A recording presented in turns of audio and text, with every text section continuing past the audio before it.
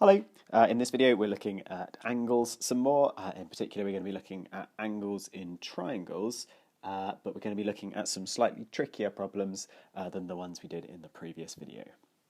So we're going to still need to remember that fact that we had about triangles, that all three of the angles in a triangle, whatever size it is, will always add up to 180 degrees.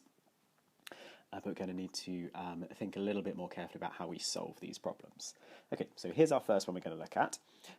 And on the face of it, it looks like maybe we don't have enough information for this, but it turns out that we do. So we're asked to find the size of angle EFD.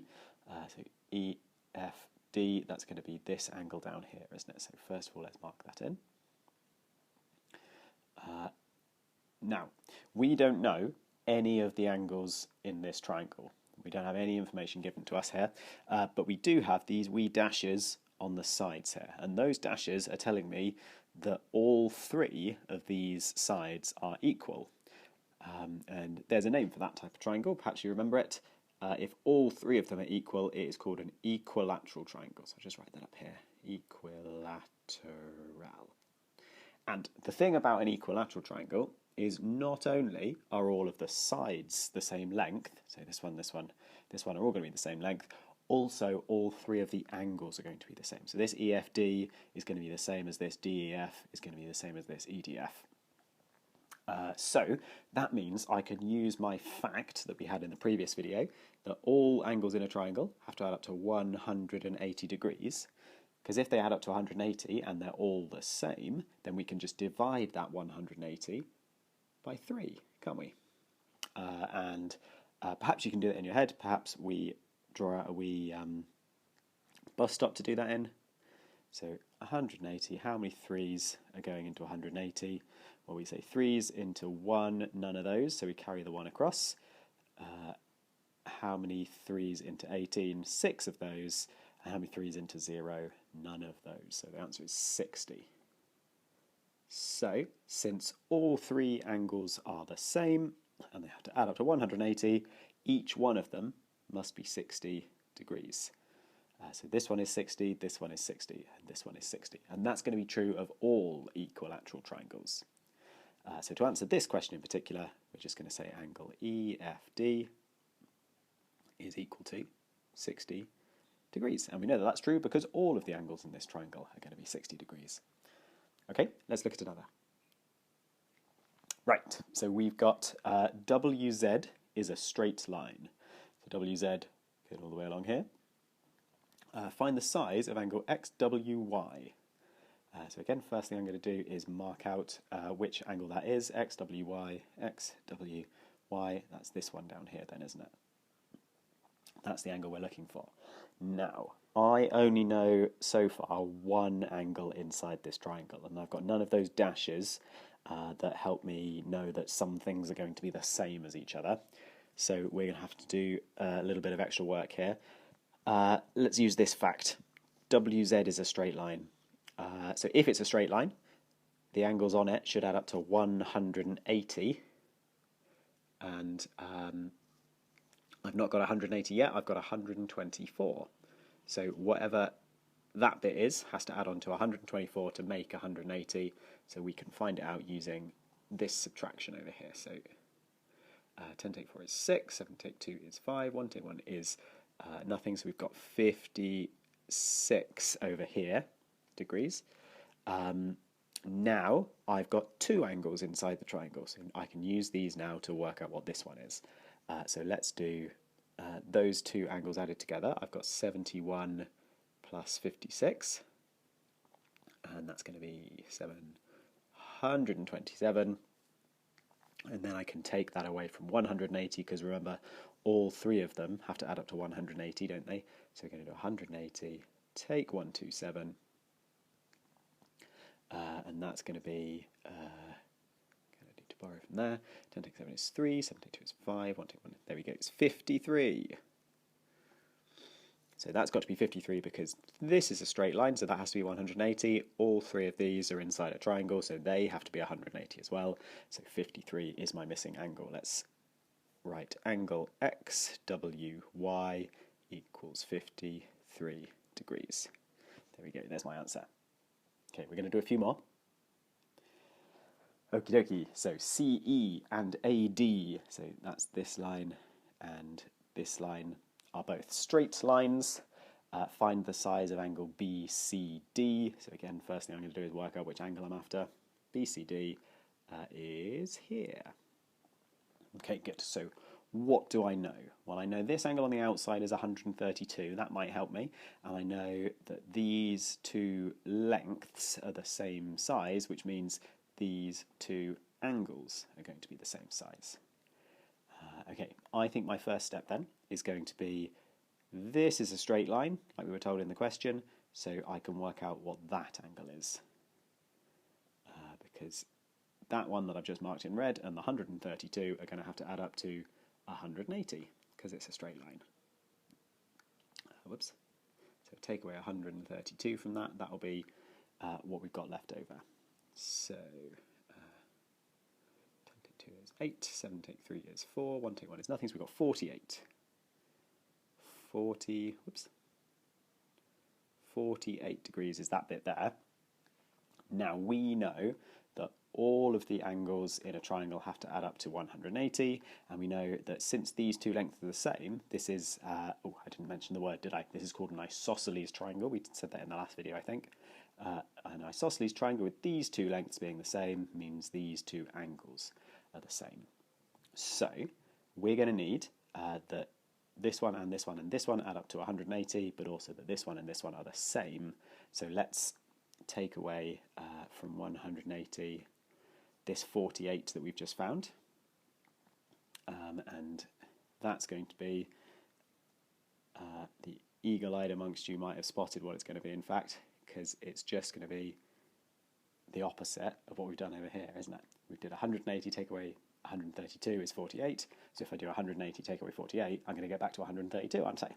So that means that these two angles together have to make 132, and they're both the same, so we can work that out by doing 132 divided by 2. And I reckon 132 divided by 2 is 66. So I've got 66 degrees over here, and the same over here, 66 degrees. So to answer the question, angle BCD equals 66 degrees.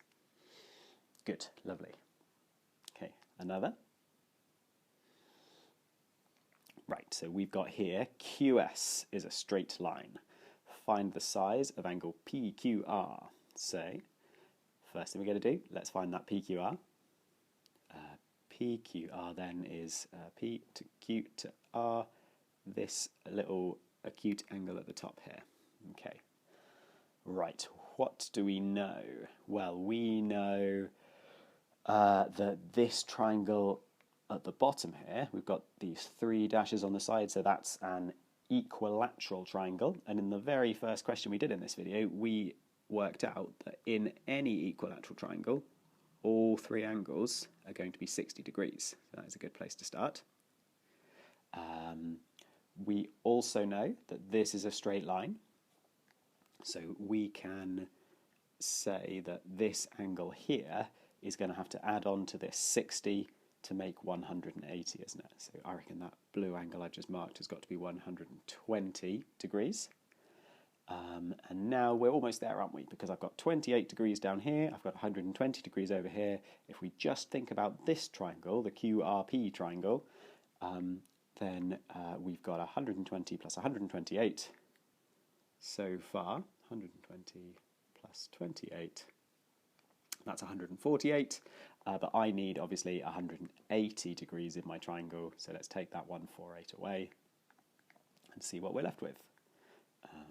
7, 10, 2, 3, 132. We've got 32 degrees up the top there. So my answer is angle PQR is equal to 32 degrees. Good. Right, we've got a couple more we're going to look at. Okay, we've got lots of dashes on this one. What's going on here? So it's made of 2 triangles. This is an equilateral one, so we can use our fact about the 60s here. And this one is an isosceles, because we've got these 2 dashes here. So first of all, we're going to mark on which angle we're after. It's NOP this time. Where's NOP? NOP. Good, good, good. So that's this one. And again, it looks like we've not got enough information. But since we also know that OM is a straight line, here it is, OM, I reckon we're going to be able to do this because, again, equilateral triangle. What do we know about equilateral triangles? Their angles are always 60 degrees. So we know that, first of all. Secondly, we've got a nice straight line here with our 60 degrees in the middle there. So that there is going to have to be 120. Again, isn't it, like in that previous one? That looks a bit like 126, doesn't it? Let's try that again. There we go, 120. And that's 120, of course, because this is a straight line. That's got to be 180, yeah? So now we're almost there.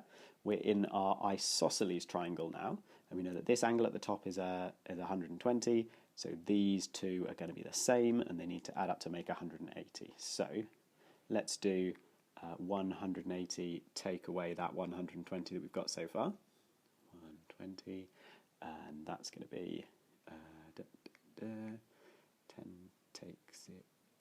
What have I done here? No, I've confused myself with my poor handwriting. Let's go back a wee bit and write it so it actually looks like what it's supposed to look like. There we go. So we've got 0 take 0 is 0, 8 take 2 is 6, 1 take 1 is nothing. So we've got 60 degrees that we have to share between this angle and this angle. They're both the same, so we're going to have 60 divided by 2, which is obviously 30.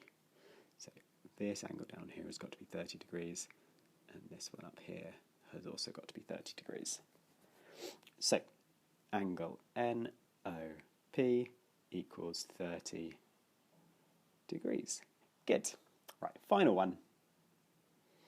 And this is the most complicated one because we've got some algebra involved here. So we've got 3 angles in our triangle. There's no dashes or anything, so we don't know if we've got an isosceles or an equilateral or anything like that. All we know is that we've got 3 angles in a triangle, and therefore they have to add up to make 180 degrees, don't they? And we need to find the size of angle FGH, by the way. So FGH is this one here. That's the one we're going to be looking for eventually.